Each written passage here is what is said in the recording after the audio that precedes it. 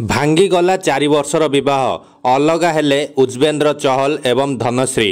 ଆସନ୍ତୁ ଜାଣିବା ଏହାର ସର୍ବିଶେଷ ଖବର ବିଷୟରେ। ଦୀର୍ଘ ଦିନ ଧରି ଉଜବେନ୍ଦ୍ର ଚହଲ ଏବଂ ତାଙ୍କ ପତ୍ନୀ ଧନଶ୍ରୀ ବର୍ମାଙ୍କ ମଧ୍ୟରେ ଛାଡ଼ପତ୍ର ହେବାକୁ ନେଇ ଚର୍ଚ୍ଚା ଜୋର ଧରିଥିଲା। ଏହି ଚର୍ଚ୍ଚାର ଅନ୍ତ ଘଟିଛି।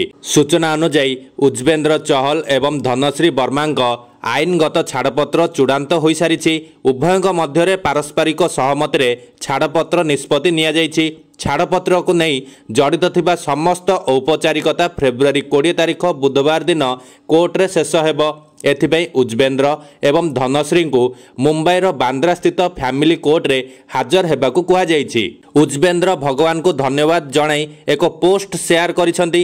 ଏହି ପୋଷ୍ଟରେ ଉଜବେନ୍ଦ୍ର ଲେଖିଛନ୍ତି, ଯେତିକି ମୁଁ ଗଣନା କରିପାରିବି ତାଠାରୁ ଅଧିକ ଥର ଭଗବାନ ମୋର ରକ୍ଷା କରିଛନ୍ତି। ତେଣୁ ମୁଁ କେବଳ ସେହି ସମୟ କଳ୍ପନା କରିପାରିବି ଯେତେବେଳେ ମୋତେ ରକ୍ଷା କରାଯାଇଥିଲା, ଯାହା ବିଷୟରେ ମୁଁ ଜାଣିନଥିଲି। ହେ ପରମେଶ୍ୱର, ସବୁବେଳେ ସେଠାରେ ଥିବାରୁ ଆପଣଙ୍କୁ ଧନ୍ୟବାଦ। ଚହଲ ଏବଂ ଧନଶ୍ରୀ ଅଗଷ୍ଟ 2020ରେ ନିର୍ବନ୍ଧ ହୋଇଥିଲା।